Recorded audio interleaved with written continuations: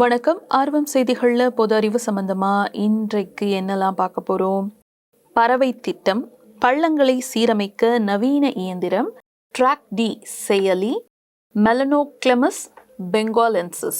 பேரு வித்தியாசமா இருக்குல்ல? அதில் ஃபர்ஸ்ட் பறவை திட்டம்னா என்னன்னு பார்த்துடலாம்.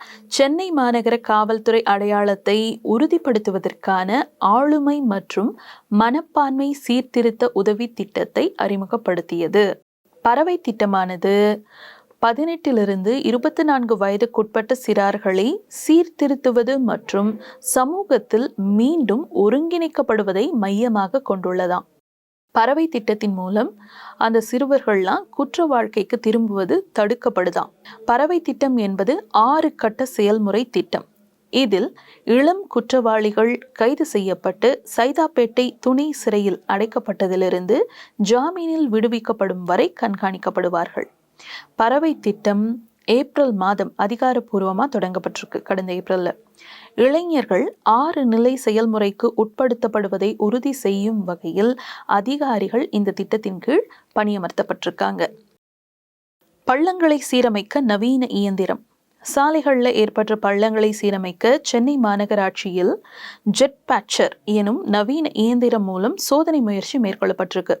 இந்த இயந்திரம் முதல்ல சாலையில் உள்ள தூசு மற்றும் குப்பைகளை அகற்றி பின்னர் குழிகளில் தாரை நிரப்புமா. சாலை மட்டத்துக்கு தார் நிரப்பியவுடன் அழுத்தம் கொடுத்து சாலையை சமன்படுத்துமா. தாரின் வெப்பநிலை நிலைத்து இருப்பதால் நல்ல தரத்தில் எளிதில் சேதமடையாத வகையில் சாலைகள் சீரமைக்கப்படும் சொல்றாங்க. ஜெட்பேச்சர் இயந்திரத்தின் மூலம் சாலை பழுதான இடங்களுக்கு உடனடியாக சென்று பணிகளை முடிக்க முடியுமா? தமிழகத்தில் முதல் முயற்சியாக சென்னையில் ஜெட்பேச்சர் இயந்திரம் சோதனை அடிப்படையில் ஈடுபடுத்தப்பட்டுள்ளது. நடைமுறையில் உள்ளபடி தார் கலவையை வேறு இடத்தில் தயாரித்து கொண்டு வரும்போது வெப்பநிலை குறையக்கூடும். ஆனால் ஜெட்பேச்சர் மூலம் தார் கலவை பணி மேற்கொள்ளும் இடத்திலேயே தயாரித்து சாலைகள் சரி செய்யப்படுமா? அடுத்ததா TrackK D செயலி. தமிழ்நாடு காவல்துறை TrackK D என்ற செயலியை அறிமுகப்படுத்தியிருக்காங்க. மாநிலம் முழுவதும் காணப்படும் அறியப்பட்ட குற்றவாளிகளை நேரடியாக கண்காணிக்க செய்வதற்கு இந்த செயலி காவல்துறைக்கு உதவுமா. மாநிலத்தில் உள்ள 39 மாவட்டங்கள் மற்றும் 9 ஆணையரகங்களைச் சேர்ந்த 30,000க்கும் மேற்பட்ட தொடர் குற்றவாளிகளின் விவரங்கள் எண்ணிமயமாக்கப்பட்டுள்ளன.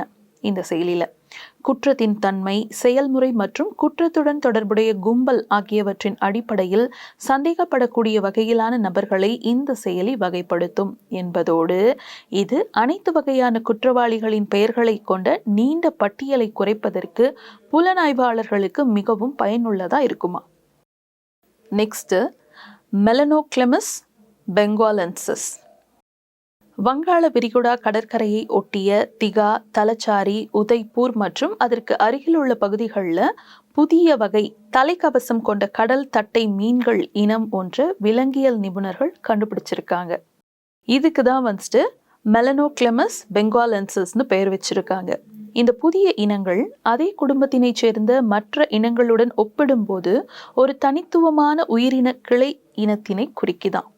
இது 14 மில்லிமீட்டர் வரை நீளம் கொண்ட ஒரு சிறிய கடல் தட்டை மீன்கள் என்பதோடு அது தனது உடலின் உள்ளே ஓடுடனும் முதுகெலும்பு அற்றும் காணப்படுது. ஓடு இருக்கு, ஆனால் முதுகெலும்பு கிடையாதாம். இந்த குடும்பத்தினை சேர்ந்த 17 இனங்கள் உலகம் முழுவதும் காணப்படுது. இந்த இனங்கள் அனைத்தும் பொதுவா இந்திய பசிபிக் பெருங்கடல் மண்டலத்தின் மித வெப்ப மண்டல பகுதிகளில் பரந்து காணப்படுகின்றன. இந்த தகவலோட இன்றைய ஆர்வம் செய்திகள் நிறைவு பெறுது. மீண்டும் நாளைக்கு சந்திப்போம்.